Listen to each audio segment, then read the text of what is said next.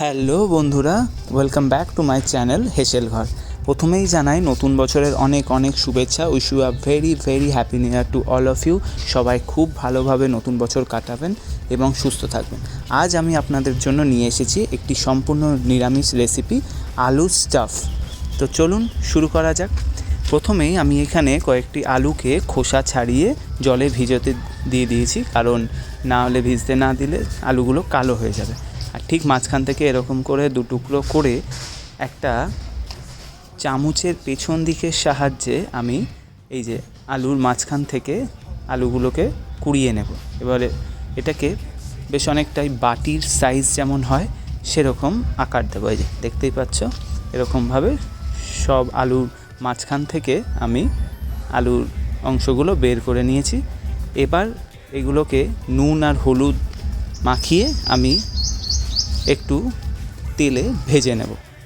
খুব একটা লাল করে ভাজার দরকার নেই। হ্যাঁ, দেখতেই পাচ্ছ সাদা তেল দিয়ে দিয়েছি। এবার হালকা লাল করে আমি এগুলো ভেজে নেব। আর নতুন বছরে কার কি প্ল্যান আমাকে অবশ্যই কমেন্ট করে কিন্তু জানাতে একদম ভুলবে না। কে কী খাওয়া দাওয়া করছো, কে কোথায় পিকনিক করছো, সেইগুলো কিন্তু সব আমাকে জানাবে। যাই হোক, এইগুলো ভাজা হয়ে গেছে, এবার আমি তুলে নিচ্ছি। খুব একটা লাল করে ভাজার দরকার নেই, হালকা লাল করলেই হবে। এরপরে ওই তেলেই আমি যে আলুগুলো কুড়িয়ে নিয়েছিলাম সেইগুলো এর মধ্যে দিয়ে দিচ্ছি।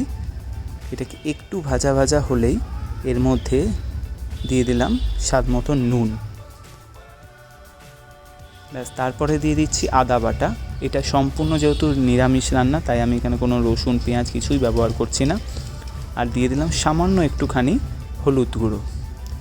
দিচ্ছি লাল লঙ্কার গুঁড়ো। এটা কাশ্মীরি লাল লঙ্কার গুঁড়ো দিয়েছি, যেহেতু আমি ঝাল খাই না, তাই তোমরা চাইলে এখানে একটু লাল লঙ্কার গুঁড়ো দিতেই পারো। তারপরে দিয়ে দিলাম একটু গরম মশলা, দিয়ে সামান্য একটু জল দিয়ে এটাকে আমি একটু সেদ্ধ হতে দেবো। দেখো একটুখানি সেদ্ধ হয়ে গেছে। তারপরে দিয়ে দিচ্ছি নারকেল কোড়া। তোমরা চাইলে নারকেল কোড়া নাও দিতে পারো, কোনো অসুবিধা নেই। দিয়ে আবারও একটু ভালো করে নাড়াচাড়া করার পরে আমি এখানে 250 গ্রাম মতন পনির হাতে ম্যাশ করে এর মধ্যে দিয়ে দিচ্ছি, যাতে টেস্টটা আরও ভালো আসে। দেখো, নামানোর আগে দিয়ে দিচ্ছি একটু কাজু আর কিশমিশ কুচিয়ে রেখেছিলাম, সেটা এতে টেস্টটা ভালো হয় এতে। ব্যাস, এটা আমার অলমোস্ট রেডি।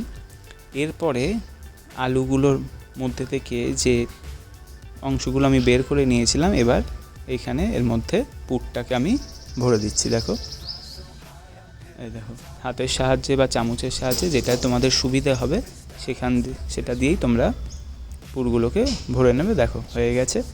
এরপরে আমি কড়াইতে দিয়ে দিচ্ছি সাদা তেল, আর ফোড়নে দিয়ে দিলাম তেজপাতা, 2টো শুকনো লঙ্কা, 4টে এলাচ আর 2টো দারচিনি দিয়ে এটা একটু নাড়াচাড়া করে নেওয়ার পরেই এরপরে আমি হলুদ গুঁড়ো, জিরে গুঁড়ো, ধনে গুঁড়ো আর লাল লঙ্কার গুঁড়ো, স্বাদ মতো নুন দিয়ে যে পেস্টটা বানিয়েছিলাম সেটা এর মধ্যে দিয়ে দিলাম। আর দিয়ে দিচ্ছি একটা টমেটো আমি পেস্ট করে নিয়েছি, সেটাও দিয়ে দিলাম এর মধ্যে। দিয়ে ভালো করে নাড়াচাড়া করার পরে একটু পুর আমার বেঁচে গেছিলো, সেটাও এর মধ্যে দিয়ে দিয়েছিলাম। ওই জন্য গ্রেভিটা দেখো বেশ ঘন হয়ে আছে। এরপরে দিয়ে দিচ্ছি আমি কাজু বাটা, এবং কাজু বাটা দেওয়ার পর কিন্তু কন্টিনিউয়াসলি নেড়ে যেতে হবে, নাহলেই নিচে লেগে যাওয়ার সম্ভাবনা থাকে। এখানে নাড়াচাড়া করে নেওয়ার পরে একটু সামান্য জল আমি এখানে অ্যাড করলাম। গ্রেভিটা বেশ খানিকটা ফুটে ওঠার পর দিয়ে দিচ্ছি সামান্য একটু চিনি, যেহেতু এটা একটু মিষ্টি মিষ্টি হবে, খুব একটা ঝাল হবে না। এরপরে আমি আলুগুলো দিয়ে দিচ্ছি এর মধ্যে, যে ভেজে রাখা পুর ভরে রাখা যে আলুগুলো ছিল সেটা এর মধ্যে দিয়ে দিলাম।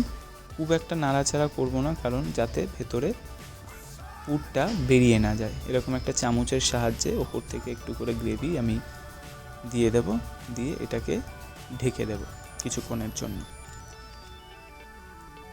ব্যাস, হয়ে গেছে, আলুগুলো প্রায় সেদ্ধ। আবারও হালকা একটু নেড়েচেড়ে নেওয়ার পরে দিয়ে দিচ্ছি ফ্রেশ ক্রিম। তোমরা চাইলে দেবে, না চাইলে নাও দিতে পারো ফ্রেশ ক্রিম, কোনো অসুবিধা নেই। ফ্রেশ ক্রিমটা দিলে টেস্টটা একটু ভালো হয় এবং একটু মিষ্টি মিষ্টি লাগে, সেটা তোমরা সবাই জানো। ব্যাস, আর লাস্টে নামানোর আগে কাসুরি মেথি দিয়ে আমি নামিয়ে নেব। ব্যাস, রেডি হয়ে গেল আমার আলু স্টাফ দম। রুটি, লুচি, পরোটা সব কিছু বা পোলাওয়ের সঙ্গেও তোমরা কিন্তু এটা খেতে পারো। তাই তোমরাও দেরি না করে বাড়িতে বানিয়ে ফেলো আর আমাকে কমেন্টস করে জানাও যে কেমন হয়েছে। তাহলে আজ আসি, আবার দেখা হবে পরের রেসিপিতে। সবাই ভালো থেকো, টাটা।